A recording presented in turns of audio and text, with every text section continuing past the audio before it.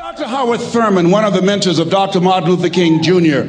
and Albert Schweitzer and Mahatma Gandhi, he was a very brilliant writer. He wrote some things that really grabbed me. He wrote, "Deep is the hunger, the voice of the genuine, the centering moment." During the time after receiving 238 radiation seed implants, I was reflecting on his words, and these words kept me up that night.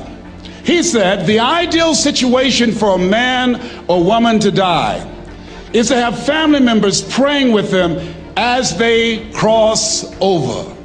He said, but imagine, if you will, being on your deathbed and standing around your bed, the ghost of the dreams, the ideas, the abilities, the talents given to you by life, and that you, for whatever reason, you never went after that dream.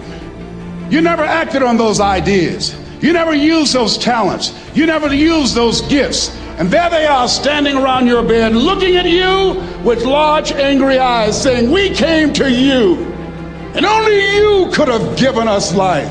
And now we must die with you forever. And the question is, if you died today, what dreams, what ideas, what talents, what books, what music, what leadership, what voice will die with you? Miles Monroe, great orator and speaker, said the wealthiest place on the planet, it's not in the Far East where there's oil in the ground. It's not in South Africa where there are diamond mines. He said the wealthiest place on the planet is the cemetery. Because there you'll find greatness that we've never seen. There you'll find talent and genius and potential never actualized. Perhaps that's why Henry David Thoreau wrote the words, oh God, to reach the point of death, only to realize that you've never lived. Maybe that's why some unknown writer wrote the words, what if you live your whole life only to discover that it was wrong? That it was wrong. That you were chosen to do something else and you didn't do it. Repeat after me, please. Live full. Die empty. I want you to take some notes and some things, and I want you to think about your goals and dreams in the three categories that I mentioned: personal, professional, and your social contribution. How many of you are serious about your goals and dreams? Raise your hands, please. Thank you very much. How many of you don't want to take your dreams to your grave with you? Raise your hands, please. Very good. Shake someone's hand on your right and left. Look them in the eyes and say, get out of your head and step into your greatness. Do that right now, please. Say, get out of your head and step into your greatness. I want you to write this down. Let us say together, as you think about your goals and dreams, let us say together, it's possible. Together, please. Yes, write that down. See, ladies and gentlemen, as an entrepreneur, I've been an entrepreneur for 20 years. It's my 21st year. I could have been speaking and training for 34 years.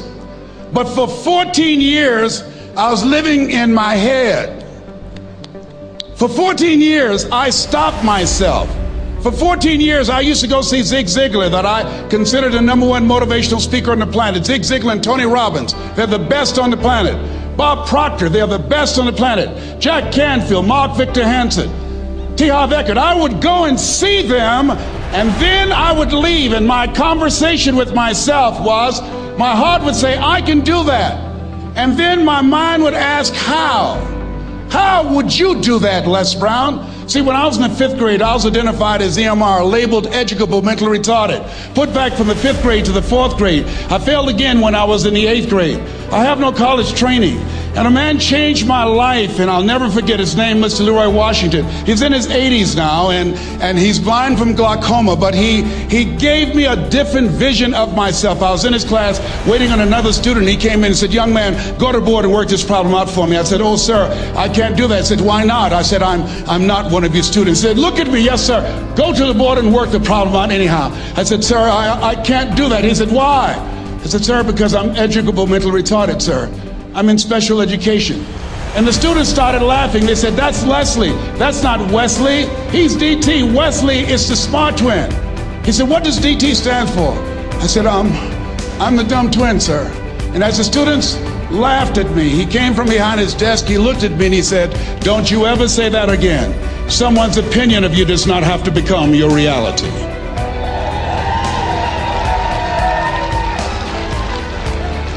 On one hand, I was humiliated, but on the other hand, I was liberated, because he looked at me with the eyes of Goethe, who said, look at a man the way that he is, he only becomes worse.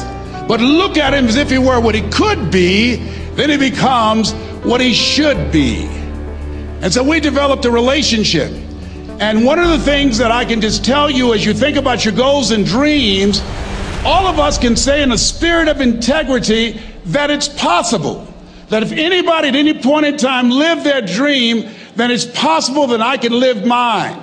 And what I did was, I made a mistake. I looked at my goals and dreams, and my mind said, how will you do that? I went from my heart to my mind, and I stayed up there for 14 years. 14 years. I can't bring those 14 years back. Those years are gone.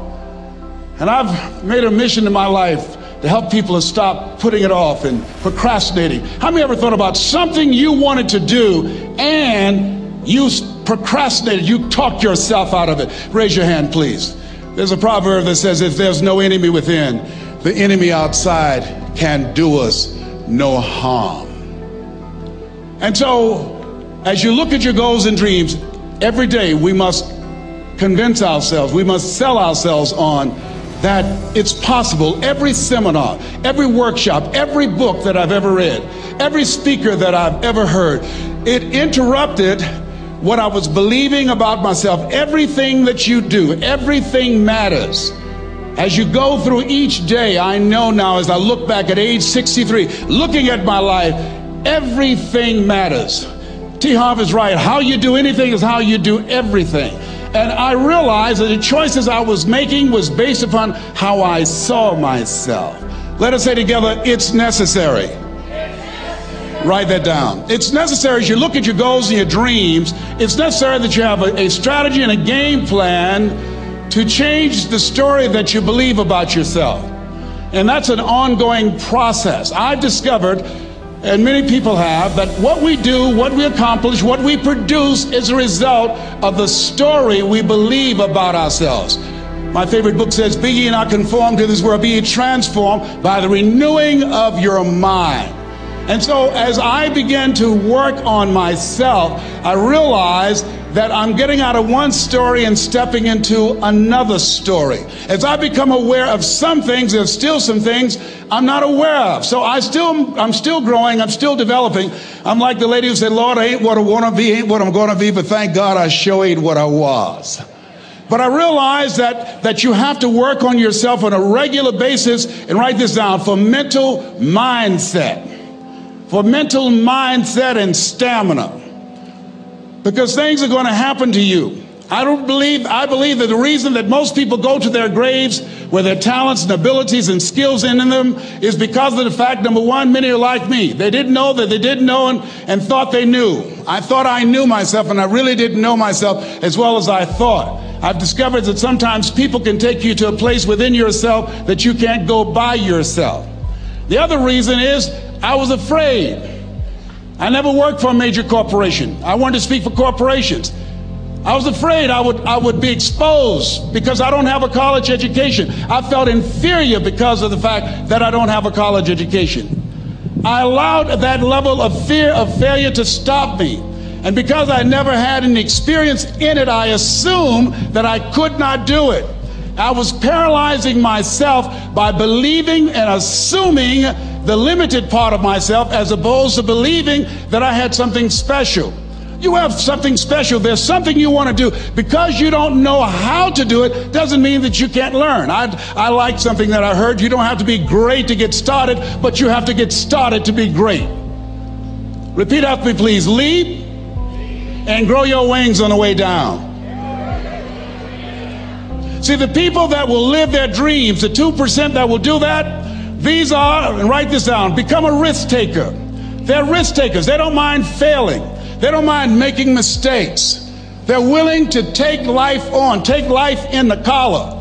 This God said, if you're not willing to risk, you cannot grow. And if you cannot grow, you cannot become your best. And if you cannot become your best, you can't be happy. And if you can't be happy, then what else is there?